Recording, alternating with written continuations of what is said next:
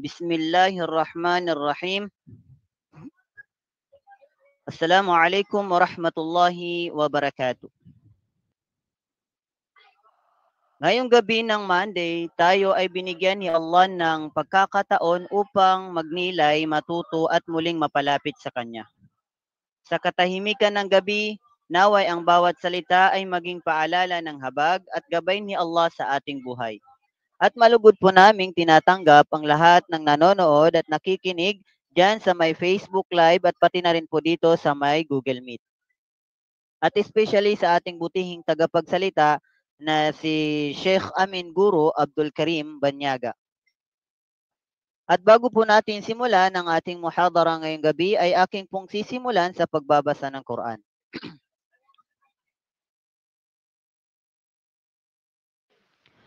أعوذ بالله من الشيطان الرجيم بسم الله الرحمن الرحيم والتين والزيتون وطور سينين وهذا البلد الأمين لقد خلقنا الإنسان في أحسن تقويم ثم رددناه أسفل سافلين إلا الذين آمنوا وعملوا الصالحات فلهم أجر غير ممنون فما يكذبك بعد بالدين أليس الله بأحكم الحاكمين.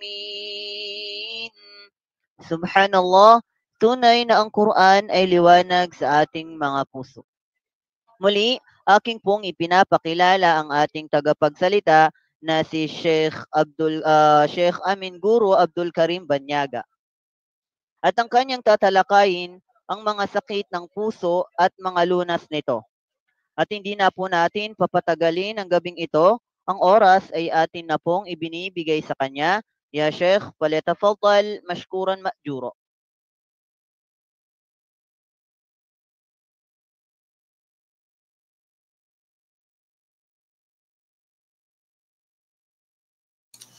Alhamdulillah Rabbil Alamin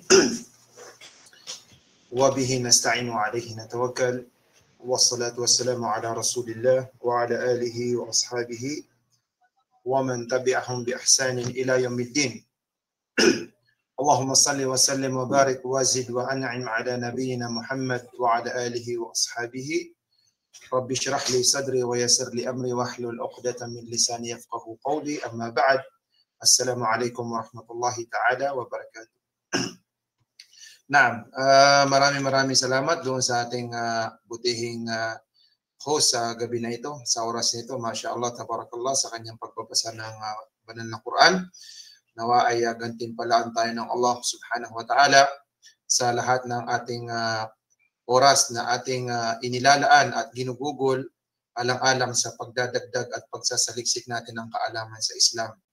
Ganun din nawa ay dagdagan pa ng Allah ang kanyang tawfiq sa mga kapatid natin, sa mga masyayikh natin na nagiging instrumento at nagiging dahilan para mas lalong maipalaganap ang katuruan ng Islam at ang kaalaman ng pananampalatayang Islam sa mga kapatiran natin. Alhamdulillah. Sa pagkakataon nito ay nabigyan tayo ng pagkakataon na tayo po ay makapagbahagi ng kaalaman, munting kaalaman, nang sa gayon, insyaAllah, makadagdag ito sa ating mga kaalaman sa Islam at dinadalangin ko sa Allah na ito ay maging kapakipakinabang lahat ng maririnig natin dito at ito ay ating mababaon at ating pong may apply sa ating pong pamumuhay dito sa mundo, higit lalo po sa kabilang buhay. Alhamdulillah, sa oras nito, insyaAllah ta'ala, ay ang ating pong tatalakayin, ang ating magiging paksa, ito po ay ang asbabu maradil qalb wa ilajihi. Ito yung mga sanhi or mga dahilan ng kung bakit ang mga sakit ng puso. Pag sinabi natin mga sakit ng puso, hindi po ito literal na magkakaroon tayo ng sakit na kailangan natin magpa-doktor. Ito po yung mga sakit na kung saan kapag ito ay tumatama sa puso ng isang tao, ng isang Muslim, ng isang mananampalataya sa Allah subhanahu wa ta'ala, ay ito po ay nagkakaroon siya ng epekto sa kanyang pamumuhay dito sa mundo. Nagkakaroon siya ng mga bagay na kung saan ay lumalayo siya sa Allah subhanahu wa ta'ala, ang kanyang koneksyon sa Allah subhanahu wa ta'ala lumalayo siya, at siya ay napapabayaan niya ang kanyang pananampalataya sa Allah subhanahu wa ta'ala, na magiging sanhi at magiging dahilan na siya ay lalayo doon sa mga gantimpala at habag ng Allah, at siya ay lalapit naman doon sa mga kasalanan na ikinakagalit at ikinakamuhin ng Allah. Yan po yung ibig sabihin ng sakit sa puso na ating tatalakayin. Okay? Ito yung mga sakit na kapag tumatama sa isang tao, sa kanyang puso, ay ilalayo siya sa habag ng Allah at ilalapit naman siya sa kapahamakan. Ilalapit siya sa mga kaparusahan ng Allah subhanahu wa ta'ala, sa galit ng Allah subhanahu wa ta'ala. So pagkatapos nating matalakay yung tinatawag na mga sakit sa puso, sakit ng puso, ay ating din pong tatalakayin ang lunas. No? Hindi naman natalakay natin ito, ay yun na yun, papabayaan na natin. So kailangan ay malalaman din natin yung kanyang lunas, yung kanyang gamot. Paano ba natin ito magagamot? Ya ustad, brother, nararamdaman ko ang mga sinasabi mo na yan, yung mga lecture mo na yan. Ang tanong, paano ko po ito malulunasan? Paano ko ito magagamot? Paano matatanggal sa aking puso? So yan po, insyaAllah ta'ala, ang ating pong tatalakayin. Mga sanhi ng sakit ng puso at mga lunas ito ayon sa banal na Quran at ayon sa sunnah ng Propeta Muhammad sallallahu alaihi wasallam. Bago yun mga kapatid sa Islam, ay talakayin muna natin ang kahalagahan ng pag-iingat natin sa ating mga puso. Gaano nga ba kahalaga na pag-ingatan natin itong maliit na parting ito sa ating katawan? So merong isang hadith na nagmula kay An-Nu'man bin Bashir radiyallahu ta'ala anhu, قال النبي صلى الله عليه وسلم ألا وإن في الجسد مضغة إذا صلحت صلح الجسد كله وإذا فسدت فسد الجسد كله ألا وهي القلب. Sa malapit itong kahulugan, sabi ng Propeta Muhammad sallallahu alaihi wasallam, hindi baga sa katawan ay mayroong isang maliit na parte. Maliit na parte lamang, maliit na laman, na kung ito ay magiging maayos, ay magiging maayos ang lahat ng parte ng katawan. At kung ito naman ay masisira din ang lahat ng parte ng ating katawan. Ito ang tinatawag na qalb. Ito ang puso. Mga kapatid sa pananampalatayang Islam, ganito kahalaga ang pag-iingat natin sa ating puso. Dahil dito pala nakasalalay ang lahat ng resulta ng gawain ng ating mga katawan. Nang itong maliit na parte na ito, itong maliit na laman na ito na tinatawag na puso, na kung ito ay maayos, ay magiging maayos ang lahat ng gagawin ng ating mga katawan. Kapag merong maayos sa puso ang isang Muslim, lahat ng lumalabas sa kanyang bibig ay maayos din. Lahat ng ginagalaw ng kanyang katawan, ang kanyang kamay, ng kanyang mata, ng kanyang pandinig, ay magiging maayos din. Bakit? Kasi ang kanyang puso ay maayos. Ganyang kahalaga na pag-ingatan natin ang pagsasaayos natin sa ating mga puso. Kahit na ang iyong mga ginagawa ay sa tingin ng ibang tao ay ito ay maganda, pero kung ang iyong puso mo ay sira, ang iyong puso mo ay hindi naayon sa kagustuhan ng Allah, ito po ay hindi tatanggapin pa rin ng Allah subhanahu wa ta'ala. Kasi nga po dito nakasalalay ang lahat ng ating mga gawain. At kung sira ang kanyang puso, malayo ang kanyang puso sa pag-aalaala sa Allah subhanahu wa ta'ala, ay ganun din ang epekto nito. Bunga nito sa kanyang katawan. Lahat din ng gagawin ng kanyang katawan ay wala ring saysay. Mawawalan ng silbi. Kaya naman, ang mga propeta na nauna sa ating propeta na si Propeta Muhammad sallallahu alaihi wasallam ay kanilang pinapahalagahan ang kanilang mga puso. Itong puso na ito na binigay sa ating biyaya ng Allah subhanahu wa ta'ala ay sila ay nananalangin na ayusin ito ng Allah subhanahu wa ta'ala. Ayusin sa kanila ng Allah subhanahu wa ta'ala ang kanilang mga puso sapagkat dito nakasalalay ang ating mga gawain. ang masalih, ang maslaha ng ating mga katawan. Dito po nakasalalay sa tinatawag na puso.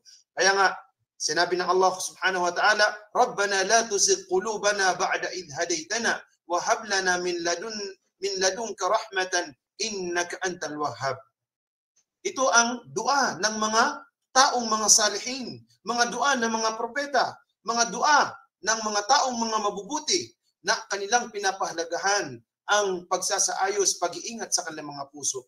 Rabbana la tuzigh qulubana ba'da idh hadaytana. O Allah, wag mong hahayaan na maligaw ang aming mga puso. Wag mong ililigaw ang aming mga puso. Wag mong tatanggalin sa matuwid na gabay, sa matuwid na landas ang Islam pagkatapos mo kaming gabayan sa pananampalatayang Islam. Wahab lana min ladunka rahmatan innaka antal wahhab. At kami po ay biyayaan mo ng iyong habag, ng iyong rahma. Tunay na ikaw ang mapagbigay sa lahat ng mga mapagbigay. So ito ang dua palagi ng mga propeta, mga taong mga nauna, mga taong mga salihin, mga taong mga mabubuti na nauna sa atin. At hanggang ngayon, yan ay tinuro sa atin ng Allah subhanahu wa ta'ala na dapat natin ipanalangin palagi sa Allah na pag-ingatan niya ang ating mga puso. Bakit? Kasi mismo ang propeta Muhammad sallallahu alaihi wasallam, mismo ang pinaka mainam na taong nilikha ng Allah subhanahu wa ta'ala alal itlaq, ay siya mismo ang pinakamaraming dua niya ay ang alagaan ang kanyang puso. Subhanallah. Pinaka mainam na tao, pinakasilyado sa lahat ng mga propeta. Ang pinakamarami sa kanyang panalangin ay ang pagtibayin ng Allah ang kanyang puso na hindi mawala sa pananampalatayang Islam. Maaari ba ang propeta Muhammad sallallahu alaihi wasallam siya ay mawala sa Islam? Maaari ba ito? Ang isang taong ginabayan ng Allah subhanahu wa ta'ala ay maaari ba siyang maligaw pa sa Islam? Oo, sapagkat ang ating mga puso ay tangan-tangan, hawak-hawak ng Allah subhanahu wa ta'ala. Sa isang hadith na niulat ni Anas bin Malik radiyallahu ta'ala anhu, sinabi niya, kana aktharu du'a'in Nabi sallallahu alaihi wasallam, ya muqallibal qulub, thabbit qalbi ala dinik. Sabi ni Anas bin Malik radiyallahu ta'ala anhu na ang pinakamaraming dinudua, pinapanalangin ng propeta Muhammad sallallahu alaihi wasallam sa lahat ng kanyang mga panalangin ay ang panalangin ito. Ya muqallibal qulub, thabbit qalbi ala dinik. O Allah na nagbabali-baliktad ng mga puso, patatagin mo ang aking puso sa iyong pananampalataya, sa iyong relihiyon, ang Islam. Subhanallah, ang propeta Muhammad sallallahu alaihi wasallam ay nananalangin at ito ang pinakamarami niyang panalangin, patatagin ng kanyang puso ang kanyang pananampalataya sa Islam. Kaya ang mga sahaba ay nagtaka, Ya Rasulullah, amanna bima ji'ta bih. Kami ay nananampalataya sa kung anuman ang ipinarating mo sa amin, sa kung anuman ang dinala mo sa amin, ito ang Quran. Fahal takhafu alaina, ikaw ba ay natatakot sa amin na kami pa ay maligaw? Samantalang kami ay naniniwala. Kami ay tumatanggap sa lahat ng iyong mensahe sa Quran. Kami ba iyong kinatatakutan na mawawala sa landas ng Islam? Sabi ng propeta Muhammad sallallahu alaihi wasallam, "Na'am." Oo, walang alinlangan sinabi ng propeta Muhammad. "Na'am, innal quluba baina usbu'ain min asabi'illah, yuqallibuha kayfa yasha." Sabi ng propeta Muhammad sallallahu alaihi wasallam na ang ating mga puso ay tangan-tangan na nasa mga kamay ng Allah subhanahu wa ta'ala, na kung saan ito ay kung nanaisin ng Allah na kanyang ililigaw, ay ililigaw niyang isang tao. At kung nanaisin naman ng Allah na patatatagin niya ang isang tao sa Islam, ay patatatagin siya ng Allah subhanahu wa ta'ala. Kaya naman itinuturo sa atin ng propeta Muhammad sallallahu alaihi wasallam na tayo ay palaging magdua sa Allah na patatagin niyang ating mga puso. Hindi ibig sabihin na ikaw ay nagsasala, ikaw ay nagbabasa ng Quran, ikaw ay nagdidikir, ikaw ay nag-aayuno sa buwan ng Ramadan, ay hindi ka na maliligaw ng landas. La hawla wala quwwata illa billah. Ilan sa mga kwento sa Quran ang natunghayan natin na mismong mga tao na binanggit ng Allah sa Quran na halos mapantayan na nila ang level ng mga propeta sa pananampalataya. Pero sa kabila nito, sila ay namatay na mga kafir. Sila ay namatay na hindi nananampalataya sa Allah sapagkat pinili nila ang kaligawan, kaya sila rin ay iniligaw ng Allah subhanahu wa ta'ala. So ganyang kahalaga ang ating mga puso, mga kapatid sa Islam. Ganyang kahalaga ang pagpapahalaga natin sa ating mga puso dahil dito nakasalalay ang ating pananampalataya. Dito nakasalalay ang ating mga gawain, ang ating mga ibada at ang ating mga pagsamba, na kung ito ay magiging maayos, magtatagumpay insyaAllah ang ating mga gawain at tatanggapin ng Allah. Ngunit kung ito naman ay babagsak at masisira ang ating mga puso, ay ganun din, mababaliwala din ang lahat ng mga gawain pagsamba ng ating mga katawan. Now, lipat tayo dito sa mga gawain o sa mga sakit ng mga puso para maiwasan natin siya. Okay? Ito yung mga sakit na ating nalista, although hindi natin matatalakay lahat sapagkat may silang oras natin, pero ito mga matatalakay natin, ito yung mga sakit ng puso. At paano natin siya gagamutin? No? Kapag merong isa sa atin ang nararamdaman niya ang bagay na ito, ay insyaAllah ta'ala, malalaman niya rin kung paano ito gagamutin. Sapagkat itong sakit na ito, kapag hinayaan natin na nasa puso natin, ay masisira niya ang ating mga puso. Kagaya ng sinabi ng Propeta Muhammad SAW sa hadith, wa idha fasadat, fasadal jasadu kullu. Pag nasira ang puso, masisira din ang lahat ng parte ng ating mga katawan. Okay? So, unahin natin ang sakit na tinatawag na riya. Ano ang ibig sabihin ng riya? Riya, ang ibig sabihin po nito is yung pagpapakitang tao. Okay? Ang isang tao ay ang nais lamang niyang makamtan sa kanyang pagsasagawa ng mga kabutihan ay purihin siya ng mga tao, siya ay masabihan na siya ay mabuting tao, siya ay mapagkawang gawa, siya ay mabait, at ano pa mang mga bagay na papuri mula sa mga tao. Ibig sabihin mga kapatid sa Islam, ay hindi siya gumagawa ng mga pagsamba para sa Allah, kundi para sa makamundong bagay. At actually, dito tayo, maraming mga tao ngayon, especially sa panahon natin ngayon, ang bumagsak sa ganitong pagsubok. Nakikita natin na kada galaw nila ay ipinapakita nila sa mga tao ang kanilang pagsamba. Kailangan sa ating mga Muslim ang magkaroon ng ikhlas sa Allah subhanahu wa ta'ala. Magkaroon ng taimtim na nangangarap tayong sumamba sa Allah subhanahu wa ta'ala. At ang pinaka way para tayo ay makapagsamba sa Allah subhanahu wa ta'ala at tanggapin ng Allah subhanahu wa ta'ala, magkaroon ng ikhlas. Magkaroon tayo ng mga pagsambang sikreto kahit na maliit lang, na walang ibang nakakaalam maliban ikaw at maliban ng Allah subhanahu wa ta'ala. Ang problema sa panahon natin ngayon, kada galaw natin ay nagkakaroon tayo ng intensyon na kailangan makita tayo ng tao. La hawla wala quwwata illa billah. Minsan ang ganitong gawain ay dito pumapasok ang syaitan sa pintuan na ito para masira ang ating mga gawain. Walang problema na ihayag mo ang mga mabubuting gawa, kagaya ng pagsasadaka, pagzazakat, okay? Kagaya ng pagtulong sa mga tao, walang problema kung ito ay makakahikayat sa mga tao na makagawa sila ng mga kabutihan. Dahil ikaw ang nag-umpisa, naging modelo kanila. Kung yan ang resulta, ay maganda, walang problema dyan. Ang problema kung ang intention ng tao in the first place ay para purihin siya ng mga tao at hindi para sa Allah, o di kaya makakuha ng mga makamundong bagay, kagaya ng mga pera o salapi, so ito ay hindi nararapat sa isang Muslim. Sapagkat ang riya, kabaliktaran po siya ng ikhlas. At ito po isang uri ng shirk, pagtatambal sa Allah subhanahu wa ta'ala. Sa isang hadith, na ang mga sahaba, radiyallahu ta'ala anhum, nang sila ay nagtitipon-tipon, na kanilang inaalaala ang mga bagay-bagay sa kabilang buhay, ay sinabi ng sa kabilang buhay, inaalala na at ang pagkagunaw ng mundo, kagaya halimbawa ng mga palatandaan ng araw ng pag-hukom, kagaya halimbawa ng Masihud Dajjal. So, sila ay nagkukwentuhan at inaalala nila ang pagkagunaw ng mundo.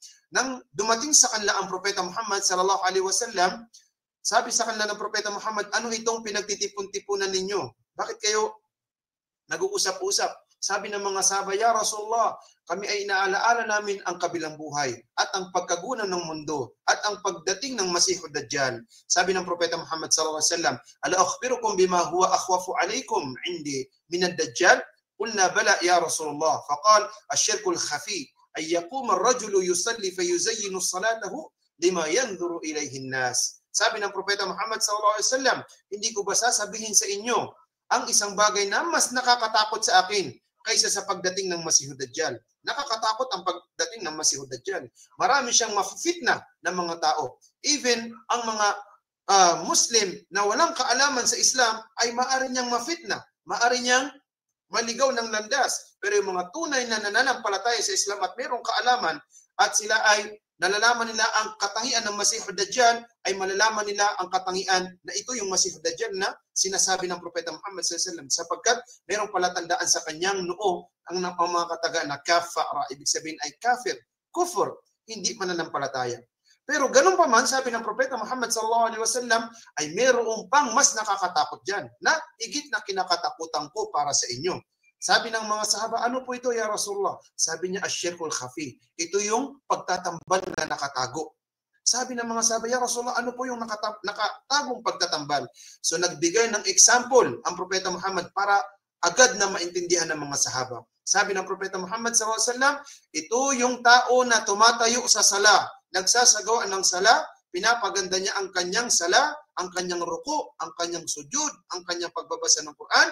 Bakit? Hindi para sa Allah. Dahil para lamang purihin siya ng mga tao. Dahil merong nakatingin sa kanya ng mga tao. Ito ang kanyang intensyon kung bakit siya nagsasagawa ng sala. Dahil merong nakatingin sa kanya ng mga tao. Ibig sabihin, wala ang ikhlas sa kanyang puso. Hindi siya gumagawa ng sala para sa Allah, kundi para sa mga nakatingin na tao sa kanya. Kagaya nung nakikita natin sa picture, nakasujud siya tapos pinipicturean niya kanyang sarili. La hawla wala quwwata illa billah. Dito tayo ngayon, sinusubok ng Allah sa panahon natin ngayon. Sino ngayon ang mahigpit ang kanyang panghahawak sa Islam? Mahigpit ang kanyang panghahawak sa pananampalataya, sa iman, sa pananampalataya sa Allah subhanahu wa ta'ala. So yan ang unang sakit ng puso, ang riya. Minsan mahirap gamutin ito sapagkat walang ibang nakakakita nito. Maliban sa iyo at ang Allah subhanahu wa ta'ala, yung mismong may-ari ng puso, ay minsan hindi niya nakukontrol na siya na pala ay napupunta doon sa landas ng pagriya. Ngayon, kung ikaw na ngayon ay nasa oras ng riya na pagtakbir mo sa iyong sala, sa una ikaw ay nagsasala para sa Allah, pero narinig mo na mayroong mga tao nag-uusap-usap patungkol sa iyo, ginandahan mong iyong sala, so pumupunta ka na doon sa riya. Ikaw na ay nagtatambal sa Allah. Nagsishare ka na sa Allah subhanahu wa ta'ala, so kagad-agad ikaw ay magpakupkup sa Allah subhanahu wa ta'ala. Magtaboy ka ng syaitan. A'udhu billahi minash shaitanir rajim. Sapagkat ikaw ay makakapagsagawa ng isang uri ng kasalanan, pagtatambal sa Allah subhanahu wa ta'ala. So ano ang gamot nito? Ano ang lunas nito, mga kapatid sa Islam? Ang lunas nito, walang iba kundi ang tauhid. Bumalik ka sa ikhlas sa Allah subhanahu wa ta'ala. Pag-aralan mo ang tauhid, ano ang mga bagay na makakapagpawala sa iyo sa Islam? Ano ang mga bagay na makakapagpawala sa iyo sa tamang aqida, sa tamang iman, sa pananampalataya sa Allah subhanahu wa ta'ala? At kapag nagsaliksik ka ng kaalaman at nalaman mo ang tauhid pala, ang ikhlas, ang tauhid pala, ang siyang solusyon para mawala itong sakit na ito, ay kailangan gampanan mo ito. Hindi lamang natutunan mo ito. Kailangan gampanan mo ito. Sabi ng Allah subhanahu wa ta'ala, qala Allah ta'ala, "Qul inna salati wa nusuki wa mahyaya wa mamati lillahi rabbil alamin. La sharika la wa bidzalika umirtu wa ana awwalul muslimin." Sabi ng Allah subhanahu wa ta'ala, ito ang ikhlas, na ang lahat ng ating pagsamba ay para sa Allah subhanahu wa ta'ala. Wala tayong ibibigay sa makamundong bagay dito sa mundo. Wala tayong ibibigay sa syaitan, kundi lahat ay ialay natin sa Allah subhanahu wa ta'ala. Qul inna salati wa nusuki wa mahyaya wa mamati lillahi rabbil alamin. Sabihin mo, O Muhammad, ng aking sala, ng aking pagkatay, ang aking pamumuhay at ang aking kamatayan ay para lamang sa Allah subhanahu wa ta'ala. Ang iyong da'wa, ang iyong zakah, ang iyong sadaqah, ang iyong hajj, ang iyong umrah, ang iyong pagtulong sa kapwa, ang lahat ng iyong gawain, ang iyong ta'lim, ang iyong pagsasaliksik ng kaalaman, lahat ito ay para sa Allah subhanahu wa ta'ala, na kung saan ay wala tayong ipagtatambal sa Allah ng anumang bagay o maliit mang bagay. Yan, mga kapatid sa Islam, ang tunay na ikhlas. Sabi nga ng Propeta Muhammad sallallahu alaihi wasallam, na man talaba al-ilma liyujari bihi al-ulama aw liyumari bihi as-sufaha wa yasrifu bihi wujuhan nas ilayhi adkhalahu Allahu an-nar wal a'yadu billah. Napakasakit ng hadith na ito ng Propeta Muhammad sallallahu alaihi wasallam. Sabi niya, ang sino man ang magsaliksik ng kaalaman upang mapantayan niya ang level ng mga ulama, hindi para sa Allah, para lang masabi na siya ay isang alim or kabilang sa mga ulama, Aw liyumari bihi sufaha. O di kaya ay makipagtalo lamang sa mga walang kaalaman, mga sufaha, mga walang kaalaman. Yun ang kanyang intensyon. Wa yasrifu bihi wujuhan nas ilayhi. O di kaya ang kanyang intensyon ay para ang mga tao ay purihin siya. Sasabihin, Masya Allah, ang galing ng ustad na ito. Yun ang kanyang intensyon. Sabi ng Propeta Muhammad SAW, adkhalahu Allahun nar, ay papapasukin siya ng Allah sa impyerno. Actually, ang ginamit dito na term ng Propeta Muhammad ay fi'lul madhi, past tense. Adkhalahu Allah an-nar. Ibig sabihin ay, hindi pa siya patay, ay naipasok na siya sa impyerno. Ang past tense sa wikang Arabic, tumutukoy ito sa taukid. Ibig sabihin, sigurado na siya ay makakapasok sa impyerno sa kabilang buhay. Paano nangyari yun? Ang pagsasaliksik ng kaalaman ay isang malaking uri ng pagsamba sa Islam. Maaari pa mangyari na siya ay makapasok sa impyerno pagkatapos niya magsaliksik ng kaalaman? Pwede, kapag nawala ang ikhlas sa kanyang gawain na ito, sa kanyang pagsamba.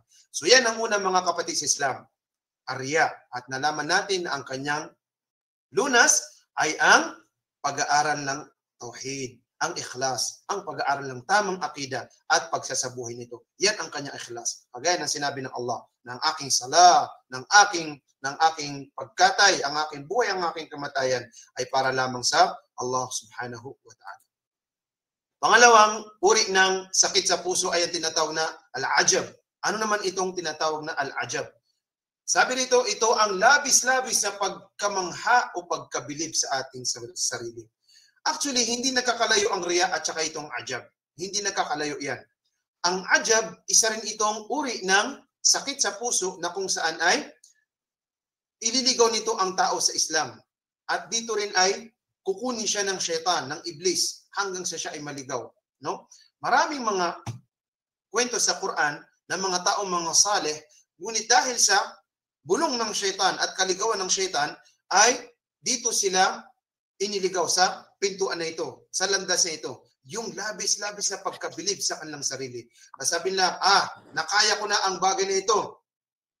Nakaya ko na ang bagay na ito dahil sa aking sariling abilidad, dahil sa aking katalinuhan, dahil sa aking angking galing. Nakuha ko ang bagay na ito dahil sa aking pagsusumikap. O di kaya sasabihin nila, Alhamdulillah, kayang-kaya ko na ang bagay na ito. Bakit? Kasi kinikilala ko ng mga tao. Bilang ako si fulan, bilang ako si ganito. So, nagkaroon sila ng matinding pagkamangha at pagkabilib sa kanilang mga sarili hanggang sa kinain na ang kanilang mga puso at nawala na ang ilang pananalig sa Allah subhanahu wa ta'ala. Sabi nga ng Propeta Muhammad sallallahu alaihi wasallam, thalathun muhlikat. Tatlong bagay na nakakapinsala sa isang tao. At fi'lan, totoo talaga na nakakapinsala ito sa isang tao. Sabi nga ng Propeta Muhammad sallallahu alaihi wasallam, ano itong tatlong nakakapinsala sa isang tao? Masisira niya ang tao sa kanyang pamumuhay. Lalo-lalo na ang kanyang pangkabilang buhay. Sabi ng Propeta Muhammad sallallahu alaihi wasallam, syuhun muta'. Yung karamutan, pagiging madamot na ito ay kanyang sinusunod. Okay? Nagiging sunod-sunuran siya. Mamaya matatalakay din natin ang bagay na ito. Okay? Asyuh, okay? Ito ay mas matindi kaysa sa al-bukhl. Al-bukhl, madamot din ang meaning nun. Pero mas matindi ang meaning nitong syuh. Okay? Mamaya tatalakayin natin yan. So, ibig sabihin ng pagiging madamot pala, ang labis-labis na pagiging maramot ay nakakapinsala sa ating sarili. Hindi lamang sa ating iman, kundi mismo sa ating sarili. No? Parang hindi siya nagkakaroon ng kaligayahan sa kanyang sarili. Ganon din yung wahawaon muttaba. Yung kanyang sariling pagnanasa na yun ang kanyang sinusunod. Yung kanyang sariling pagnanasa ang kanyang sinusunod. Wala na sa Allah. Ang kanyang sariling pagnanasa na ang kanyang sinusunod. Okay? Hindi na ang mga kautusan ng Allah. Ang kanyang sarili na. Hawaun muttaba. Wa i'jabul mar'i binafsihi. At ang pagkabilib ng kanyang ng tao sa kanyang sarili. So ganun din mga kapatid sa Islam na ito ay nakakapinsala sa kanyang sarili. So sinabi nga ni Sheikhul Islam Ibn Taymiyyah rahimahullah, wa kathiran ma yuqrinu riya bil ajab. Farriya'u min babi al-ishrak bil khalq wal ajabu min babi al-ishrak bin nafs. Sabi ni Sheikhul Islam Ibn Taymiyyah rahimahullah, sabi niya, maraming ang similarity, maraming tugma ang riya o yung pagpapakita ng tao sa tinatawag na al-ajab, yung pagkamangha sa sarili. Ngunit, sabi ni Sheikhul Islam bin Taymiyyah rahimahullah, ang kaibahan, yung riya, yung pagpapakita ng tao, ikaw ay nagtatambal sa Allah subhanahu wa ta'ala sa pamamagitan ng mga tao. Nagtatambal ka sa Allah sa pamamagitan ng mga tao. At ang ajab naman ay nagtatambal ka sa Allah sa pamamagitan mismo ng iyong sarili. Ang ipinagtatambal mo sa Allah is yung sarili mo. Yun ang ikinukumpara mo. Yun ang hinahambing mo. Or sinasamba mo kasama ang Allah, ang iyong sarili mismo. Hindi yung mga ibang tao. Kasi yung riya, kasama mong sinasamba sila, maliban sa Allah. Okay? Ang mga tao. Pero ang ajab, ang iyong sarili mismo. La hawla wa la quwwata illa billah. Sabi nga ng Allah subhanahu wa ta'ala, iyyaka na'budu wa iyyaka nasta'in. Kapag ikaw ay nagre-riya, hindi mo natutupad ang sinabi ng Allah na iyyaka na'budu. Sa iyo lamang kami sumasamba. Pero kapag ikaw ay nagpapakita ng tao, meron kang ibang sinasambang tao. Kasi para sa kanila ang iyong intensyon. Wa iyyaka nasta'in. Kapag naman ikaw naman ay nabibilib sa iyong sarili o namamangha sa iyong sarili, so hindi mo nagagampanan ang sinabi ng Allah na iyyaka nasta'in. At kami ay sa iyo lamang humihingi ng tulong. Sa iyo lamang kami humihingi ng tulong. So kapag ang isang tao ay iniwanan niya ang riya at ang ajab, ay natupad niya ang sinabi ng Allah subhanahu wa ta'ala na iyyaka na'budu wa iyyaka nasta'in. So, yan ang ikalawa na sakit ng puso. Ano naman ang magiging lunas nito, mga kapatid, sa pananambot ng Islam? So, magiging lunas nito ay ang alamin natin na ang hidayah, ang gabay ay mula sa Allah subhanahu wa ta'ala. At ang lahat ng ating mga amalus salih, ito ay nakadepende sa kabutihan sa atin ng Allah subhanahu wa ta'ala. Nang ibig sabihin, lahat ng nakamit natin dito sa mundo ay hindi sa ating abilidad o sa ating katalinuhan o sa ating kakayanan, no? Sa ating katalinuhan. Kundi ito ay habag sa atin ng Allah. Ito ay biyaya sa atin ng Allah. Ha? Isipin ninyo, kahit na gaano tayo nagsusumikap na maabot natin ng isang bagay, parang ang hirap-hirap abutin ng bagay na ito kung hindi tayo kahahabagan ng Allah subhanahu wa ta'ala. At kahit na hindi tayo dinala doon ng ating piniling profesyon, halimbawa, piniling plano, pero doon pala tayo dadalhin ng Allah, ay ang dali-dali natin makukuha ang bagay na ito. Bakit? Kasi doon tayo dinadala ng Allah subhanahu wa ta'ala, ng qadar na ibinigay sa atin ng Allah. Ang ibig sabihin nito, mga kapatid sa Islam, na ang lahat ng biyayang natatamasa natin dito sa mundo, lahat ito ay mula sa Allah subhanahu wa ta'ala. Wa ma bikum min ni'matin fa min Allah. Ano man ang biyaya na dumadating sa inyo, ito ay mula sa Allah subhanahu wa ta'ala. So kapag ito ang nasa puso natin at lagi nating naiisip na ang lahat pala ng mga biyaya ay nagmumula sa Allah subhanahu wa ta'ala, so dito ay mauumpisa natin mapagtanto na marami pala tayong kakulangan sa ating mga sarili. Subhanallah. Na wala pala akong kakayanan. Mahina pala ako kung hindi dahil sa gabay ng Allah. Kung hindi dahil sa habag ng Allah subhanahu wa ta'ala. Wala pala akong kakayanan sa aking sarili. Kung hindi pala ako kakaawaan ng Allah, ay hindi ko pala makakamit ang bagay nito. Kaya siya ay magsusumikap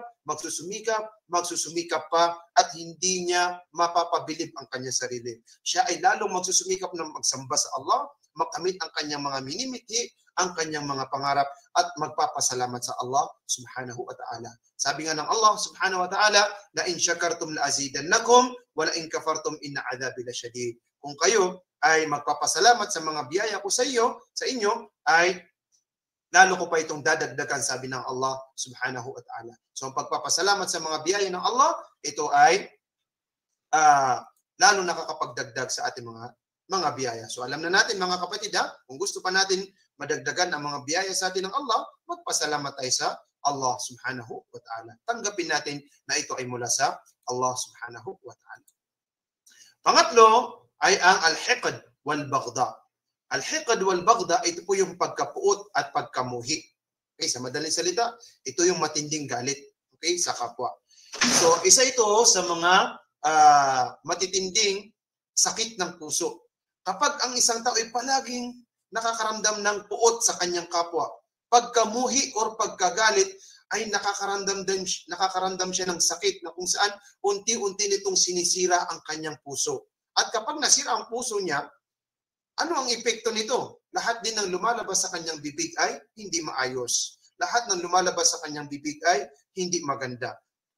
Bunga ng kanyang puot at pagkamuhi sa kapwa. So ito mga kapatid sa Islam ay isang uri ng sakit sa puso. Sabi nga ng Propeta Muhammad SAW bilang pagbababala sa atin na tayo ay huwag magkaroon ng puot o pagkamuhi sa ating kapwa, lalo na sa mga Muslim. Sabi niya, la tahasadu, wala tanajashu, wala tabaghadu, wala tadabaru, wala yabi'u ba'dukum ala ba'd, wala bai'i ba'd, wa kunu ibadallahi ikhwana. Sabi ng Propeta Muhammad SAW, huwag kayong mag-iinggitan at huwag kayong mag-aaway, sabi ng Propeta Muhammad SAW. At huwag kayong magkakagalitan, magkakaroon ng puot sa bawat isa. Huwag kayong magtatalikuran at huwag kayong mang-aagaw ng pagbibenta kung saan ito ay nauna nang nabentahan ng inyong mga kapatid. Wa kunu ibadallahi ikhwana. Bagkus kayo ay maging magkakapatid sa alang-alang sa Allah subhanahu wa ta'ala. Mga alipin ng Allah na magkakapatid. Hindi ba napakaganda ng turo na ito ng Propeta Muhammad sallallahu alaihi wasallam? Kahit hindi tayo magkakakilala, kahit hindi tayo magkakamag-anak, pero sapat na tayo ay parehas ng pananampalataya at tayo ay magiging magkakapatid sa Allah subhanahu wa ta'ala. At kapag naging magkakapatid na tayo, so ito yung tinuro sa atin ng Propeta Muhammad na lalayuan natin. Al-Muslimu akhul Muslim. Ang Muslim ay kapatid ng Muslim. La yadhlimuhu wa la yahqiruhu. Hindi siya lilinlangin or gugulangan or aagrabiduhin ng kanyang kapwa Muslim. No, wala yakhdhuluhu, at hindi siya ibababa, hindi niya ibababa ang kanyang dangal, ang kanyang purit. At taqwa hahuna, ang tunay na pagkatakot sa Allah ay naririto at itinuro ng Propeta Muhammad SAW ang kanyang puso. Patunay na ang pagkatakot sa Allah subhanahu wa ta'ala ay ang kanyang lugar ay ang ating mga puso. Pagkatapos ay nagturo ulit ang Propeta Muhammad SAW ng bagay na iiwasan natin na hindi lumala ang iyong galit. Kapag meron kang galit sa iyong kapatid, iwasan mo ang bagay na ito para hindi lalong lumala ang iyong galit. Kasi sinabi na nga ng Propeta Muhammad, huwag kayong magtatalikuran, huwag kayong mag-iinggitan. So, ang bagay na ito ay magdudulot ng pagkamuhi kapag ginawa mo. Okay? Ano ito? Sabi ng Propeta Muhammad sallallahu alaihi wasallam, bihasbi mri'in min ash-sharr ay yahqira akhahu al-muslim, kullu al-muslim 'ala al-muslim haram, damuhu wa maluhu wa 'irduhu. Sabi ng Propeta Muhammad sallallahu alaihi wasallam, sapat na makakuha siya ng kasalanan, kasamaan na maipapasok niya sa impyerno kapag siya ay tinatalikuran niya ang kapatid niya sa loob ng 3 araw. No? Kapag siya ay tinalikuran niya, ibig sabihin hindi niya pinapansin or hindi niya kinakausap. Ano pa kaya yung umabot na ng taon? No? So ibig sabihin, habang hindi tayo nagkakapatawaran, ay ganun din na hindi tayo pinapatawad ng Allah subhanahu wa ta'ala. Dahil ang Muslim, sabi ng Propeta Muhammad sallallahu alaihi wasallam, ay haram sa kanya na pakialaman niya ang 3 bagay na ito sa kanyang kapwa Muslim, sa kanyang kapatid na Muslim. Ano itong 3 bagay na ito na haram sa kanya na panghimasukan, pakialaman? Una, damhu, ang kanyang buhay, ang kanyang dugo, ang kanyang buhay. Bawal na bawal mo yan kunin sa iyong kapwa Muslim. Wa maluhu, at ang kanyang kayamanan, maliban lamang sa kanyang pahintulot. Wa irduhu, at ang kanyang dangal, ang kanyang puri. Bawal mo siyang siraan. Bawal mo siyang ibaba ang kanyang dangal, ang kanyang karangalan sa kapwa-tao. Dahil yan ay pinagbawal na matindi ng Propeta Muhammad sallallahu alaihi wasallam. So, meron kang hiqd, meron kang galit sa iyong puso, sa iyong kapwa, isa yan sa mga sakit ng puso. Anong lunas niyan, kapatid? Ang lunas niyan, napakaganda ng turo ng Propeta Muhammad sallallahu alaihi wasallam. Ang lunas niyan ay napakasimple. Sabi ng Propeta Muhammad sallallahu alaihi wasallam, paramihin ninyo ang salam. Ang salam, ang pagsasabi ng salamu alaikum. Kahit na nakaramdam ka ng galit sa iyong kapatid, pero sa simpleng bagay na ito na kayo ay nagsalam, nagsalubungan kayo at nagsalam kayo, mawawala ang galit na ito. Sabi ng Propeta Muhammad sallallahu alaihi wasallam, la tadkhulul jannata hatta tu'minu wa la tu'minu hatta tahabbu, aw la adullukum ala shay'in idza fa'altumuhu tahabbtum afshu salama bainakum. Sabi ng Propeta Muhammad sallallahu alaihi wasallam, never hindi kayo makakapasok ng paraiso hanggat hindi kayo magiging mananampalataya sa Allah subhanahu wa ta'ala. Okay? So, hindi pwedeng makapasok sa paraiso yung walang iman, walang pananampalataya sa Allah. At ang iman na ito, sabi ng Propeta Muhammad SAW, ay hindi magiging ganap, hindi magiging kumpleto hanggat hindi kayo magmamahalan. So, isa yun sa kondisyon para maging kumpleto ang ating iman. Magmamahalan tayo bilang magkakapatid sa Islam. Awala adullukum ala shay'in idza fa'altumuhu tahabbtum. Hindi ko ba sasabihin sa inyo ang isang bagay na kapag inyo itong madalas na ginagawa ay mapapalakas nito ang pagmamahalan sa bawat isa. Sabi ng mga sahaba, ano po ito? Sabi ng Propeta Muhammad sallallahu alaihi wasallam, afshus salama bainakum. Magbatian kayo ng salam sa bawat isa. Paramihin ninyo ang salam. Assalamu alaikum wa rahmatullahi wa barakatuh. Naramdaman ko, parang may galit sa akin si brother. Ano kayo nagawa ko? Tawagan ko kaya. O di kaya i-text ko sa messenger. O di kaya ay tawagan ko sa cellphone. Okay? Assalamu alaikum bro. Kamusta ka na? Ha? So doon ay mababawasan. Paramihin ninyo ang inyong salam. Doon ay magiging matatag ang inyong pagkakapatiran sa Islam. So ganun din, napag-aralan nyo ang kaugalian ng mga sahaba, kaugalian ng Propeta Muhammad SAW, paano sila nagmahalan bilang mga magkakapatid ng mga Muslim. Masya Allah, tabarakallah. So yan ang kanyang ilaj, yan ang kanyang lunas. Okay, next. Ang sakit na tinatawag na al-hasad. Ano naman itong al-hasad? Ito yung pinakadelikado. Ha? Al-hasad, ito yung masamang inggit. Kasi mayroong mabuting inggit o yung pwedeng inggit. Pero ang hasad, ito yung masamang inggit. Ano itong masamang inggit, Ustad? Al-hasad huwa an yara ahadul ashkhas an-ni'mata 'inda ghayrihi fayatamannaha li nafsihi wa yatamanna zawaluha an sahibiha. Ito ang meaning ng hasad. Ang hasad ay ito yung makakita ang isang tao ng isang biyaya sa kanyang kapwa at papangarapin niya na magkaroon siya ng ganitong biyaya din at papangarapin niya at the same time na mawala ito sa kanyang kapwa. Diba? Napakasama ng ganong bagay. Hindi ka na lang magsabi ng Masya Allah o di kaya ay Barakallahu lak o di kaya ay Mubarak, matuwa ka sa na-achieve ng iyong kapatid o di kaya ay nakamit niyang biyaya.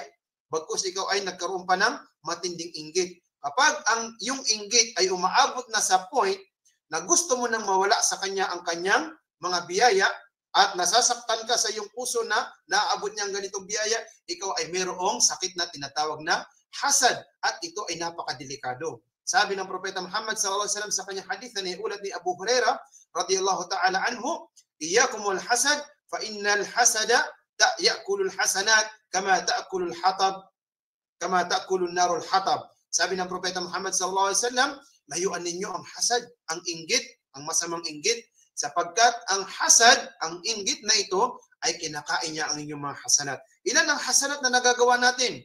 Bawat dikir mo, hasanat. Bawat pagngiti mo sa iyong kapatid, hasanat. Bawat pagsasalita mo ng mabuti, hasanat. Pagsisilbi mo sa iyong magulang, hasanat. Pagluluto mo sa iyong asawa, hasanat. Pagbabasa mo ng Quran, hasanat. Pagsasala mo, hasanat. Pagtatakip mo ng iyong aura, hasanat. Napakaraming hasanat ang nagagawa ng isang Muslim na kung hindi niya mapipigilan ng kanyang puso sa kanyang hasad, kung paano kinakain, tinutupok ng apoy, yung tuyong damo, yung tuyong dahon, diba napakabilis kainin ng apoy yung tuyong dahon. Ganun din daw kabilis kainin ng hasad yung ating mga hasanat, yung ating mga magagandang gawain. Subhanallah. Layuan natin yan mga kapatid sa Islam.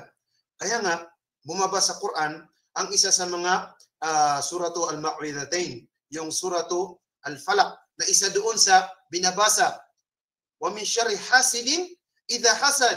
At ako'y nagpapakupkup sa Allah sa sama ng paningin o sa sama ng inggit ng isang taong naiinggit. Isa yan sa ibinaba ng Allah. Dahil ang isang taong merong matinding hasad, merong matinding inggit ay baka makagawa siya ng isang bagay na makalabag siya sa Islam. Ha? Makasakit siya ng kapwa. Kapag ang isang tao ay mayroong matinding inggit, kapag tumingin siya sa isang tao na mayroong matinding inggit, baka magkasakit yung tao na yun. Kasi dinideliver ng syaitan yung kanyang matinding inggit doon sa tao na yun. Yun yung tinatawag na maradul ain o yung evil eye.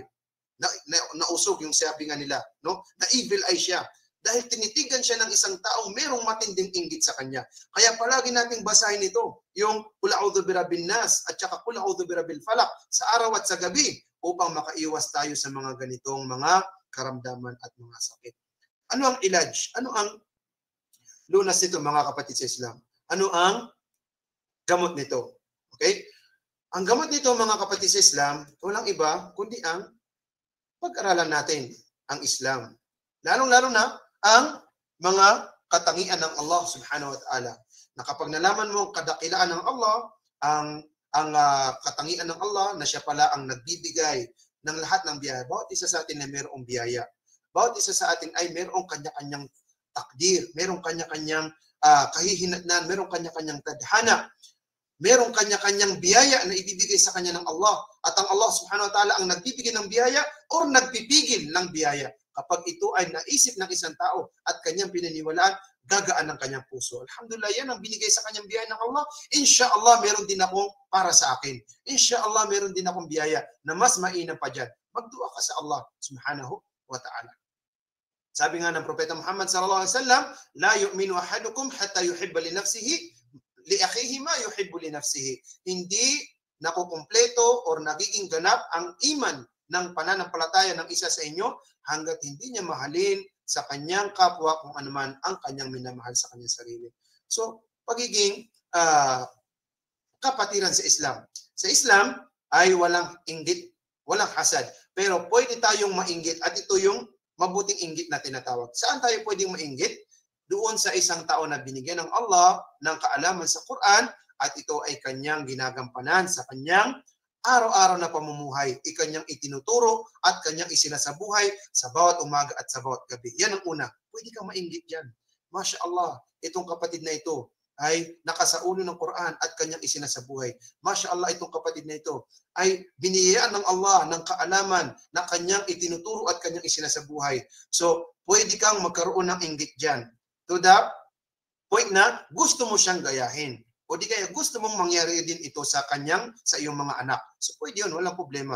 At ganun din, yung isang tao na biniyayaan ng Allah ng kayamanan at ito ay kanyang ginagasto sa landas ng Allah. Pwede mong sabihin na, Ya Allah, sana ay biyayaan mo rin ako ng ganitong biyaya na kung saan kapag binigyan mo ko ng ganitong biyaya, magpapatayo din ako ng mga masjid, mga Islamic center, susuporta ako sa da'wah para lumaganap ang Islam sa aming lugar. So ito ay pwede. Walang problema dyan. Ang hasad is yung kunin mo o yung mainggit ka doon sa kung ano man ang meron siyang biyaya. Okay? Mula sa at gusto mong mawala ito sa kanya. So yan ang ilaj yan, mga kapatid, sa pananampalatayang Islam. Tayo. Next, ang tinatawag na asyuh. Ito na yung sinasabi natin kanina. Ang syuh o yung pagiging madamot. Okay? So, ano ba ang kaibahan ng syuh at saka ang bukhl? Kasi parehas madamot. Ang ibig sabihin niya sa Tagalog, ang syuh at saka ang bukhl. Okay, ang syuh, ito yung hindi mo pa nahawakan ng isang bagay, ay ipagdadamot mo na. Okay? Hindi mo pa nahawakan ng isang bagay, ipagdadamot mo na siya.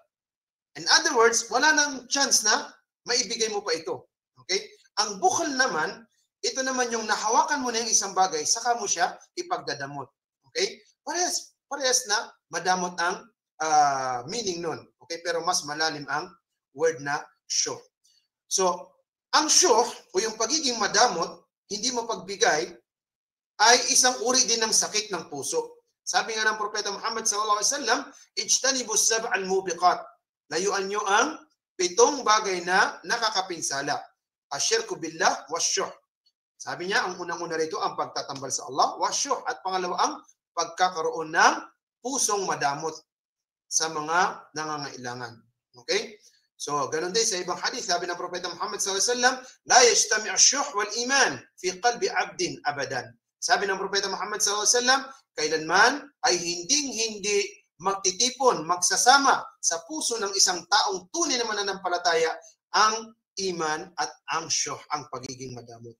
So hindi yan magsasama. Kasi ang isang taong mayroong pananampalataya sa Allah ay nakakaramdam siya ng kaligayahan sa pamimigay sa kanyang maliit na biyaya mula sa Allah subhanahu wa ta'ala.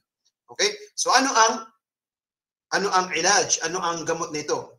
Okay, una, maramdaman mo sa iyong sarili na ang tunay na kaligayahan ay sa pagbibigay. Sa pagbibigay at sa pagtulong mo sa iyong kapwa.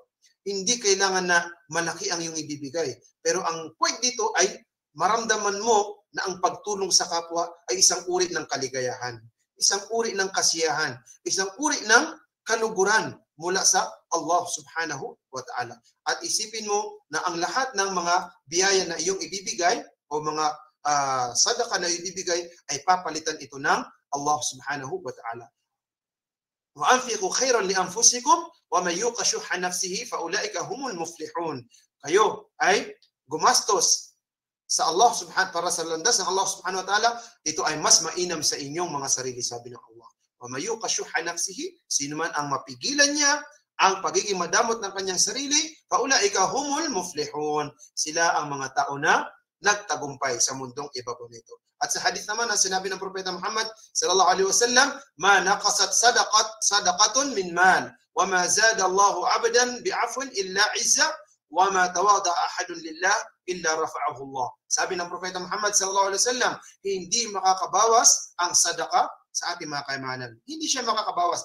Bagkus magkakaroon siya ng baraka. Bagkus magkakaroon siya ng mas maraming biyaya. Imumultiply ng Allah subhanahu wa ta'ala ang iyong mga biyaya. Kung hindi man mamultiply ang iyong biyaya, anong nakuha mo? Gantimpala mula sa Allah. So wala kang talo sa pagbibigay ng sadaka. Wala kang talo sa pagbibigay ng sadaka. Kapatid, no? Hindi yan makakabawa sa iyong kayamanan. Okay? At ang sino man ang magpatawad ay itataas ng Allah subhanahu wa ta'ala ang kanyang antas, at sino rin ang magpakumbaba para sa Allah, itataas din ng Allah ang kanyang antas. Next, ang tinatawag na al-kibr. Ano ang ibig sabihin ng al-kibr? Kibr is ang pagmamayabang o ang pagmamataas. Pagmamayabang o pagmamataas. Anong dahilan bakit si Iblis ay pinarusahan ng Allah na siya ay makakapasok sa impyerno? Dahil sa kanyang pagmamayabang, pagmamataas. Na nakikita niya ang kanyang sarili na mas mainam kaysa sa ibang nilikha ng Allah subhanahu wa ta'ala. Kaya nagdulot ito, nagbunga ito na nakasuway siya sa kautusan ng Allah subhanahu wa ta'ala. Sa hadith ng Propeta Muhammad sallallahu alaihi wasallam, sabi niya, "La yadkhulul jannata man kana fi qalbihi mithqala dharratin min kibr."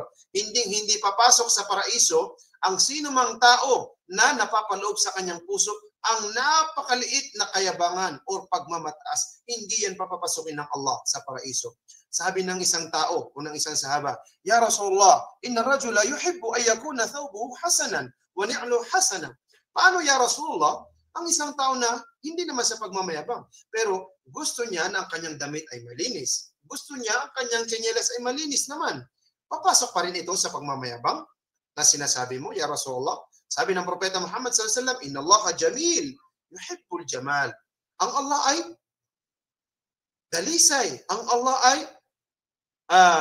malinis. Ang Allah ay ginugusto niya ang kagandahan. Kung nais mong magpaganda, maging malinis, maging presentable, maging maayos, ay kung ganun yan ang ginugusto ng Allah. Dahil ang Allah ay maayos. Ang Allah ay dalisay. Ang kibr, ang pagmamayabang na tinutukoy dito ay batarul haqqi wa ghamtun nas. Batarul haqq, ito yung hindi pagtanggap sa katotohanan. Yun palang ibig sabihin ng kibr. Yung hindi pagtanggap sa katotohanan. Pinapayuhan ka na, hindi mo tinatanggap. Yun ang kibr. Wa ghamtun nas, ito naman yung pagtingin mo sa mga tao na akala mo ikaw na ang pinakamataas sa kanila. Minamaliit mo sila. Yun ang ibig sabihin ng ghamtun nas. So itong dalawang ito, kapag napapaloob ito sa isang tao, meron siyang sakit na kibr o yung pagmamalaki. At delikado yan. Bakit? Dahil hindi makakapasok sa paraiso ang anumang tao, sino man tao na mayroong kibr. Ano ang magiging ilaj niya? Ano ang magiging gamot niya? So ang magiging gamot niya, mga kapatid, sa pananampalatayang Islam ay ang magkaroon ka ng pagpapakumbaba sa mga tao. Magkaroon ka ng pagpapakumbaba. I-practice mo ang pagpapakumbaba. Okay? At ikaw ay magkaroon ng takwa. Magkaroon ng takot sa Allah subhanahu wa ta'ala. Isipin mo na mayroong mas mainam sa iyo. At isipin mo na walang kainaman ang isang tao sa isang tao dahil lahat tayo pantay-pantay nilikha ng Allah subhanahu wa ta'ala. Ya ayuhan nas, inna khalaqnakum min dhakarin wa untha waja'alnakum syu'uban wa qabaila lita'arafu inna akramakum 'indallahi atqakum innallaha alimun khabir. Sabi ng Allah, walang mainam sa inyo, kundi ang pinakamainam sa inyo ay ang pinakamasunurin sa Allah, pinakamatatakot sa Allah subhanahu wa ta'ala. At sa hadith naman ng Propeta Muhammad sallallahu alaihi wasallam, inna Allah la yanzuru ila ajsadikum wala ila suwarikum walakin yanzuru ila qulubikum wa asyara ila asabihi ila sadrihi. Sabi ng Propeta Muhammad sallallahu alaihi wasallam, tunay na si Allah ay hindi siya tumitingin sa inyong mga katawan. Kahit pagaano kaganda ang iyong katawan, kalaki ang iyong katawan, kaputi ang iyong katawan, o ano pa mang kulay ang iyong balat, ay hindi yan ang tinitignan ng Allah. Hindi ang iyong itsura, kundi ang tinitignan ng Allah ay ang iyong puso. Yun ang tinitignan. Yan ang inuhusgahan sa iyo ng Allah subhanahu wa ta'ala. So bakit kailangan mo magmayabang sa kapwa mo? Okay? Next, ang hubbud dunya. Okay? Ang labis-labis na pagmamahal sa mundong ibabaw na ito. Okay? Pagbabaliwala sa kabilang buhay. Mga kapatid, sa pananampalatayang Islam, ang pagmamahal sa mundong ito, ang labis-labis na pagmamahal sa mundong ito ay inilalayo tayo sa pag-alaala sa Allah. Inilalayo tayo sa pagmamahal natin sa Allah subhanahu wa ta'ala. At ito ay mayroong masamang epekto. Kapag ang mga Muslim na naig sa kanila, nangibabaw sa kanila, ang pagmamahal, pag-aagawan sa mundong ito, ay wawasakin sila ng Allah subhanahu wa ta'ala. Darating ang pagsubok sa kanila ng Allah subhanahu wa ta'ala. Yushakul umam an tada'a alaykum kama tada'a al-aklatu ila qas'atiha. Faqala qailun, wa min qillati nahnu yawma'id. Qala, bal antum yawma'idin kathir, walakinum gutha ka gutha'is sayl, wa la yanzi'anna Allah min suduri aduwikum al-mahabata minkum, wa la yaqdhifanna Allah fi qulubikum al-wahn. Faqala qailun ya Rasulullah, wa ma al-wahn? Qala, hubbud dunya wa karahiyatul maut. Sabi ng Propeta Muhammad sallallahu alaihi wasallam, nalalapit na ang mga tao ay pag-aagawan kayo na para bagang ang mga mababangis na hayop ay nag-aagawan sila sa isang karne ng pagkain. Ibig sabihin, magiging mahina kayo. Mawawalan kayo ng lakas, mawawalan kayo ng katayuan o ng respeto sa mga tao na ito na inyong mga kaaway. Sabi ng mga sahaba, ya Rasulullah, dahil baka kaunti kami, kaya kami ay kanilang kinakaya-kaya lamang. Sabi ng Propeta Muhammad sallallahu alaihi wasallam, bagkus napakarami ninyo, pero kayo ay marami na kasing dami ng mga bula doon sa karagatan na wala namang timbang, walang halaga, walang bigat, walang mga kakayanan. Bakit ganun? Napakarami ninyo pero wala kayong lakas na lumaban sa kanila dahil nga sa tinatawag na wahan, yung sakit na tumama sa inyong puso. Ano itong wahan, ya Rasulullah, na tatama sa puso ng mga Muslim? Sabi ng Propeta Muhammad sallallahu alaihi wasallam, hubbud dunya wa karahiyatul maut. Ang pagmamahal dito sa mundo na ito at ang pagmuhi sa tinatawag na kamatayan. So kapag ang mga tao ay labis-labis na nagmamahal, nag-aagawan sa mundo na ito, bababa sa kanila ang parusa niya ng Allah. Ano ang lunas yan, mga kapatid sa Islam? Ang lagi nating alalahanin ang kabilang buhay na lahat tayo ay mamamatay, especially ang libingan. Pinahintulutan tayo ng Islam na bumisita sa libingan upang maalaala natin ang pagdating ng kamatayan. Sabi ng Propeta Muhammad sallallahu alaihi wasallam, inni kuntu nahaytukum an ziyaratil qubur fazuruha fa innaha tudhakkirukum al-akhirah. Tunay na nung una kayo ay aking pinagbawalan, ngunit ngayon ay bumisita kayo sa mga libingan dahil ito ay magpapaalaala sa inyo ng kamatayan, ng kabilang buhay. Sabi ng Propeta Muhammad sallallahu alaihi wasallam sa iba pang hadith, akthiru dhikra hadhimil ladhat. Paramihin ninyo ang pag-alaala sa hadhimil ladhat, ang pumuputol sa kaligayahan. Ang tinutukoy rito na pumuputol sa kaligayahan ay ang kamatayan. Kapag ang isang tao naisip niya at naalala niya na darating ang araw na siya ay manghihina, magkakasakit, eventually siya ay mamamatay, so siya ay lalayo sa pagmamahal sa makamundong bagay nito. Labis-labis sa pagmamahal sa makamundong bagay nito. At siya ay mag-uumpisa ng humarap sa Allah, magtauba sa Allah, gumawa ng mga bagay na kanyang ihahanda sa kanyang pagdating sa kabilang buhay. Next, ang tinatawag na al-qaswa o yung pagtigas ng puso. Okay? Ang pagtigas ng puso, ito ay sanhi ng pag-iwas sa mga bagay na ipinag-uutos ng Allah at paggawa ng mga bagay na ipinagbabawal ng Allah subhanahu wa ta'ala. Fawailul lil qasiyati qulubuhum min dhikrillah. Sabi ng Allah subhanahu wa ta'ala, at isang wail. Ang ibig sabihin ng wail ay kaparusahan. At maaari din maging kahulugan nito ay isang lugar sa impyerno. Ibig sabihin, mapapasa kanila ang impyerno. Lil qasiyati qulubuhum min dhikrillah. Kanino ito mapupunta? Itong parusa na ito sa impyerno sa mga tao na tumigas ang kanilang mga puso dahil saan? Dahil sa mula sa pag-aalaala sa Allah subhanahu wa ta'ala. Ibig sabihin, ang kanilang mga puso ay matigas na hindi na sila nakikinig ng mga payo ng mga ulama, hindi na sila nakikinig ng mga payo ng mga taong nagbibigay ng advice sa kanila. Tumigas na ang kanilang mga puso mula sa pag-aalaala sa Allah subhanahu wa ta'ala. Malayo na sila sa habag ng Allah. So, kapag yun ang naramdaman mo, ibig sabihin, meron kang sakit na tinatawag na al-qaswa. Ano ang gamot nito? Ang gamot nito, mga kapatid, sa pananampalatayang Islam, paramihin natin ang dhikr natin, pag-alaala sa Allah subhanahu wa ta'ala. Ala bi dhikrillahi tatma'innul qulub. Hindi ba sa pag-alaala sa Allah ay mapapanatag ang ating mga puso? At sabi pa ng Propeta Muhammad sallallahu alaihi wasallam, hindi ba sasabihin ko sa inyo ang pinakamainam sa inyong mga gawain at pinaka-kaibig-ibig at pinakamabigat sa inyong timbangan at pinakamataas na antas na mga pagsamba. Mas mainam pa ito, sabi ng Propeta Muhammad, sa paggastos ng ginto at pilak, at mas mainam pa ito na kayo ay masasalubong ninyo ang inyong mga kaaway at makikipag-away sa kanila. Ibig sabihin, ang jihad. Ano ito, ya Rasulullah? Na mas mainam pa sa lahat ng mga bagay na yun, na yung binanggit. Sabi niya, dhikrullahi ta'ala, ang pag-aalaala sa Allah. Kaya wag natin babaliwalain yan, mga kapatid sa Islam. Naakala natin na maliit na bagay lamang ang dhikr, ito pala ay napakabigat sa timbangan. Napaka-inam sa ating mga gawain na ating magagawang pagsamba. At panghuli, mga kapatid sa Islam, ay ang tinatawag na al-ghafla. Isang sakit na tinatawag na al-ghafla. Ano itong ghafla? Ito yung pusong pabaya. Pusong pabaya na kung saan ay nalibang na dito sa mundong ibabaw na ito at pinabayaan niya na ang mga kautusan ng Allah. Hindi na siya natatakot sa Allah, subhanallah. Wala na siyang takot sa Allah. Naging pabaya na ang kanyang puso. Iqtaraba linnasi hisabuhum wa hum fi ghaflatin mu'ridun ma ya'tihim min dhikrin min rabbihim muhdathin illa istama'uhu wa hum yal'abun. Sabi ng Allah, matinding babalaan niya sa mga tao na nalalapit na ang pagkagunaw ng mundo, ang araw ng paghukom, ngunit sila ay nananatiling pabaya.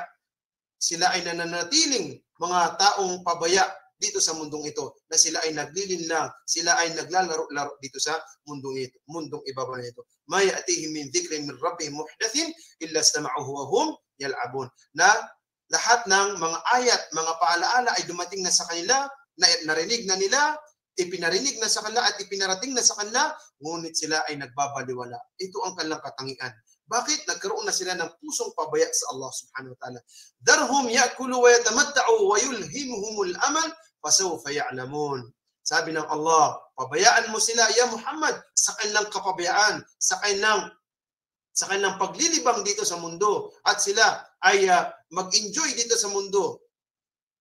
Tunay na malalaman nila ang kaparusahan ng Allah subhanahu wa ta'ala. Ya ayuhan nas, inna wa'dallahi haqqun, fala taghurrannakumul hayatud dunya, wala yaghurrannakum billahil gharur. Mga babala ito ng Allah subhanahu wa ta'ala, mga kapatid sa Islam, na ang isang tao ay hindi siya magiging mapanatag sa parusa ng Allah. Hindi siya magiging papanatag sa mga pagsubok ng Allah subhanahu wa ta'ala, sa mga galit ng Allah subhanahu wa ta'ala. Dahil ito ay tunay na darating ang mga pangako ng Allah, ang mga babala ng Allah, tunay itong darating, mga kapatid sa Islam. Kaya ang isang tao na naging pabaya at hindi na natatakot sa Allah, nawalan na ng takot sa Allah, nawalan na ng hiya sa Allah subhanahu wa ta'ala, so nagkaroon siya ng sakit na tinatawag na al-ghafla. Ano ang magiging lunas ito, mga kapatid sa Islam? Ang magiging lunas ito ay ang dalisayin niya ang kanyang sarili. Dalisayin niya ang kanyang ibada, ang kanyang pagsamba sa Allah subhanahu wa ta'ala. Lalong-lalo na ang dhikr, lalong-lalo na ang pagsasagawa ng dhikr, pag-aalaala sa Allah. Layuan niya ang mga pagtitipon-tipon na hindi pag-aalaala sa Allah, kundi ang kanyang paramihin ay ang sumali siya sa mga dhikr o mga pagtitipon-tipon kagaya nito na ipinapalapit ka sa Allah, ipinapaalaala sa iyo ang Allah subhanahu wa ta'ala. Ang ilaj ng ghafla ay dalisan mong yung sarili sa pamamagitan ng pagsasagawa ng mga voluntaryong sala, qiyamul layl, voluntaryong pag-aayuno, linisin mo ang iyong mga kinakain, kumain ka lamang ng mga halal na mga pagkain at mga inumin, kumain ka lamang ng mga halal mula sa iyong pinaghirapang halal at hindi sa mga bagay na ipinagbawal ng Allah subhanahu wa ta'ala. So, dito mga kapatid sa Islam ay magiging dalisay ang iyong puso. Actually, mga kapatid sa Islam, itong lahat na ating natalakay, kahit na medyo humaba, okay? Ang huling sasabihin natin dito, ang huling mensahe natin, lahat ito, itong nabanggit natin, lahat po ito ay sa kapabayaan ng isang tao na magsabuhay ng mga kautusan ng Allah at lumayo sa mga bagay. The more na umihina ang iyong pananampalataya sa Allah, ay the more din na lumalakas din ang sakit ng iyong puso. At the more na nilalabanan mo ang mga sakit na ito ng puso, dinadalisay mo ang iyong sarili, ganun din na lumalakas din ang pananampalataya mo sa Allah.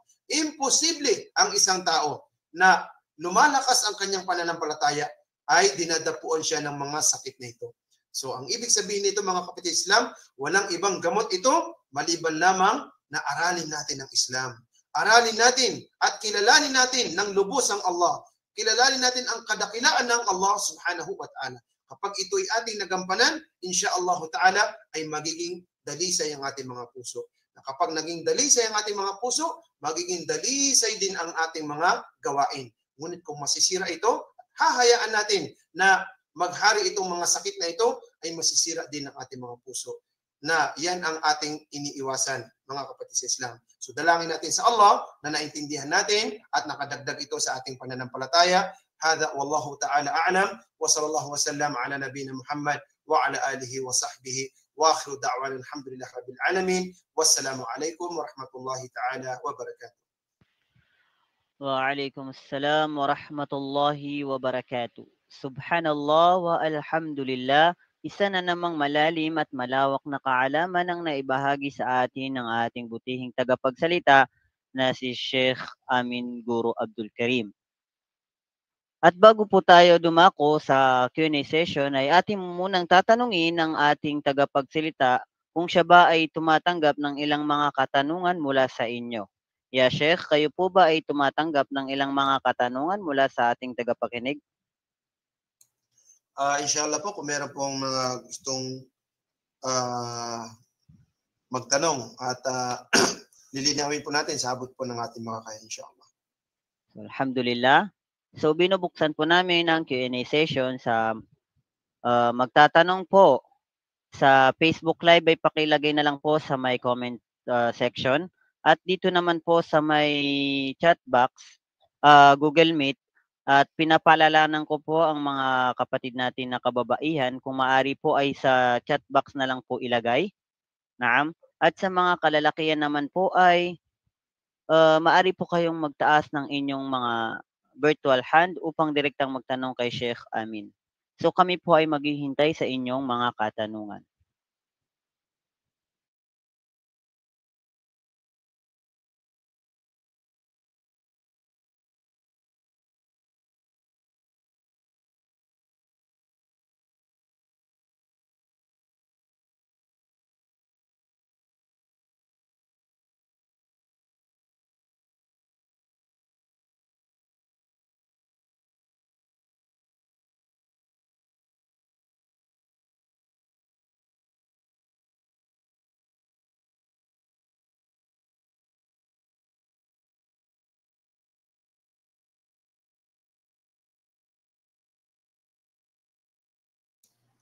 Siguro po, Sheikh, malinaw po sa kanila ang ating natalakay. Alhamdulillah. At wala po siguro magtatanong. So, ano ho kaya kung ganito lang gawin natin? Ako po ang magtatanong. Kung sino po ang gustong sumagot, pwede silang mag-raise ng kanilang hand. Okay lang ba yun? Naam ya Sheikh, walang problema po. Taib, sa mga panauhin natin na nakinig, alhamdulillah, Inshallah po ay ako po ay magtatanong sa inyo at kung alam niyo po ang sagot. So, open na po, i-open po natin sa mga kababaihan. Okay lang po, inshallah. Okay po. Naam po. So, pwede po mag-open yung mga kababaihan ng kanilang mga mic. Kung siya po ay matawag. Naam. Tafaddal ya Sheikhana. Ay, unang katanungan ko po.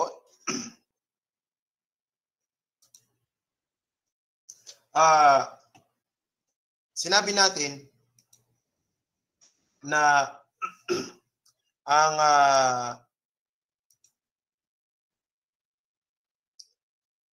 ang riya, okay, ay isang uri ng sakit sa puso. Okay, ang riya ay isang uri ng sakit sa puso. Ano po ang lunas nito? Ano po ang gamot nito? Okay, ang riya ay ang ibig sabihin yung pagpapakita ng tao. Kapag ang isang tao ay meron siyang sakit na ganito, okay? Ano po kaya ang pwede niyang gawin para malunasan niya ito? Naam. So, may nagtaas ng kamay. Tafaddal ya Hasim Karim. Assalamualaikum ya Sheikh. Waalaikumsalam. Ang masagot po doon ay ang riya po, ang lunas na po ay magpakumbaba. Yun po. At saka mag-iklas kumaga magpakumbaba. Kailangan para malunas ang yung pagpamataas, kailangan mo magpakumbaba. Okay, alhamdulillah. So, tama yung sagot ni brother, ano? So, kailangan ay magkakaroon tayo ng ikhlas sa Allah subhanahu wa ta'ala. Okay, kasi ang riya, ito po ay kabaliktaran ng ikhlas. Ang riya, kabaliktaran po siya ng ikhlas. Ibig sabihin ay kapag ikaw ay ginagampanan mong isang bagay para sa Allah, so nakokontra mo yung pagpapakitang tao. So, ang lunas nito is yung pag-aralan mo ang tauhid, pag-aralan mo ang akida. Okay, para malayo ka sa shirk. Okay, malayo ka sa shirk. Okay, pangalawang tanong ko po natin, inshallah.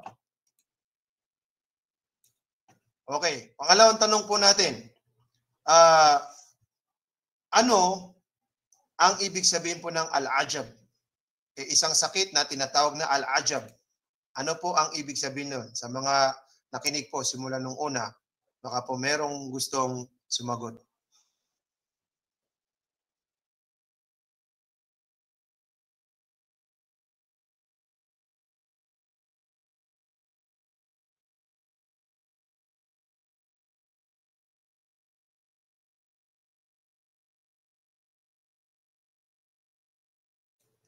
Okay, wala po gustong sumagot? Mga kababayan po, pwede po kayo magtaas. Pwede po kayong sumagot.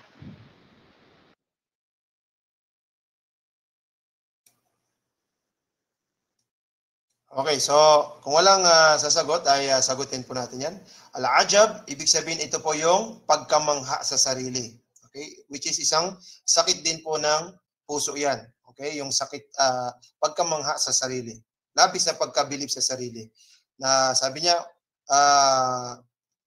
ang bagay na ito ay kayang-kaya ko dahil ako ay matalino. Na hindi niya alam, ito ay ibinigay sa kanya ng Allah subhanahu wa ta'ala. Okay? Next na question ko, ano po ang ibig sabihin ng al-hasad? Al-hasad. Sino po ang gustong sumagot? Al-hasad.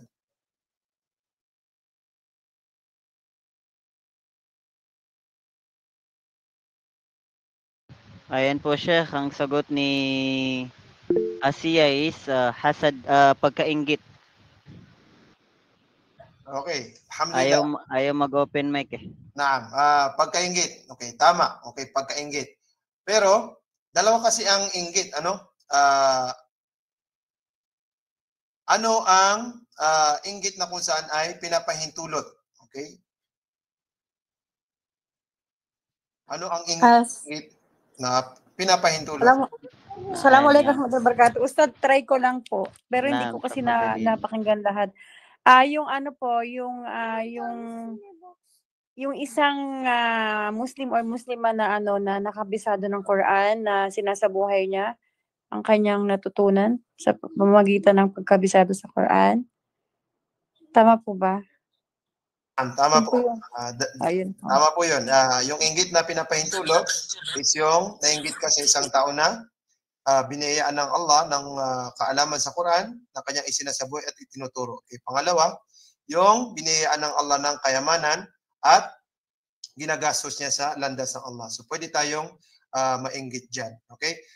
Ano po yung definition ng hasad? Yung inggit na masama. Ano po yung definition niya? Sino po makakasagot? Assalamualaikum ay sige, yung iba na lang po, may nagtaas na ng kamay. Sis ibigay Nora. natin sa iba. Sa iba. Sister Nora Ismail. Assalamualaikum warahmatullahi wabarakatuh po, Ustaz. Yung inggit na hasad na masama, yung halimbawa yung isang Muslima na may siya, may binayaan ni Allah ng kayamanan, katalinuhan, kagandahan. Tapos, halimbawa ako walang-wala. Naisip ko pa na sana, yes, sir, sorry na dyan yung amo ko. Masya Allah, marami po salamat sa inyong kasagutan. So tama po yung sagot ni Sister Nora.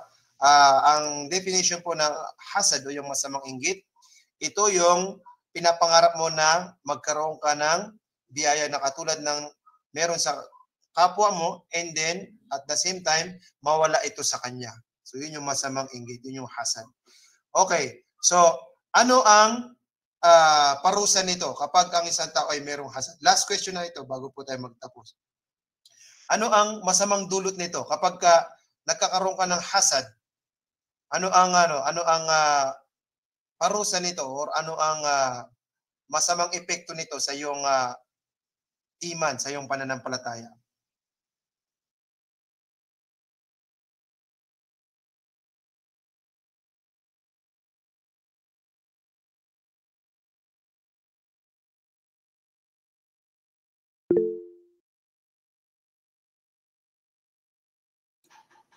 Okay, so merong gusto sumagot? نعم يا شيخ. حسين كريم تفضل. Yeah, Sheikh, ang masagot po ay, baka hindi po ako sigurado pero sa akin lang. Ano pa yung tanong ulit po? Ang tanong ko po, kapag ang isang tao ay meron siyang katangian o sakit sa puso na hasad o yung masamang inggit, ano po ang masamang dulot nito sa kanyang pananampalataya? Maaari pong pag yung masamang inggit po, maaaring yung halimbawa ako nainggit ako, maaaring makagawa ko ng masama sa taong yun na naiinggit ako, tsaka hindi lang sa akira ako mapaparusahan, kundi pati din dito sa dunya. Kasi siyempre, kapag mainggit ako sa isang tao, tapos may magawa akong masama, maaaring magkagulo po. Mashallah, alhamdulillah, marami pong salamat sa inyong kasagutan, brother. So, napakaganda po ng inyong kasagutan. Ano po? Na isa yun sa mga bunga ng pagkakaroon ng hasad. Okay? Hindi siya makakagawa ng maganda dito sa mundo. Okay? At meron din akong nabasa rito sa comment section na sagot ni Sister Aisha Ali Bashir. Sabi niya, kinakain po nito ang mabubuting gawa. Okay? So, yun po yung exact na kasagutan na nabanggit po ng Propeta Muhammad SAW, which is eventually na itong hasad na ito ay magbubunga ng hindi magagandang mga gawain o resulta. Okay? Sa ating mga gawain. Sa iman naman natin o sa mga mabubuting gawa naman natin ay kinakain naman nito ang ating mga hasanat, yung ating mga mabubuting gawa. So maraming salamat sa mga nakiisa at sumagot sa aking mga katanungan. So alhamdulillah, nawa ay natutunan po natin ng mabuti ito pong mga natalakay po natin, inshallah. So balik na po sa iyo, Sheikh, ang ating programa. نعم يا شيخ, جزاك الله خيرا يا شيخنا الفاضل. Muli, kami po ay nagpapasalamat sa inyo, ya Sheikh, sa magandang kaalaman na inaibahagi nyo sa amin at sa mga nakibahagi ngayong gabi. Maraming salamat po sa inyo.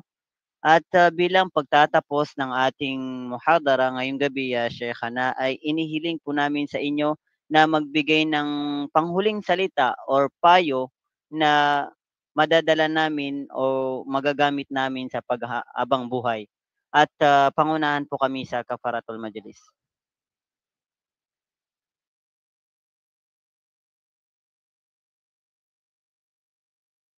Okay, alhamdulillah. Siguro po dito na lang po natin itatapos. Ano po, Ustad, inshallah. Marami po salamat sa pagbibigay ng pagkakataon sa akin na ako po ay makapagbahagi ng kaalaman sa inyo. Alhamdulillah. So, sasabihin na po ba natin, Sheikh, ang Kafaratul Majlis? Naam, ya Sheikh Nalabas. Okay, alhamdulillah. Sa muli, inshallah ay muli na lang po tayong magsama-sama sa mga susunod na pagkakataon. Sabihin po natin ang Kafaratul Majlis sa bawat isa sa atin. Subhanakallah wa bihamdik. Ashhadu an la ilaha illa anta astaghfiruka wa atubu ilaik. Mga kapatid, assalamualaikum warahmatullahi wabarakatuh. Waalaikumsalam warahmatullahi wabarakatuh. Alhamdulillah, naway maging ilaw at gabay ang ating natutunan ngayon gabi. Hindi sapat ang kaalaman kung hindi ito isa sa buhay. Gamitin natin ito upang lalo tayong mapalapit kay Allah subhanahu wa ta'ala. Hanggang sa muli mga kapatid sa pananampalatayang Islam. Wassalamualaikum warahmatullahi wabarakatuh.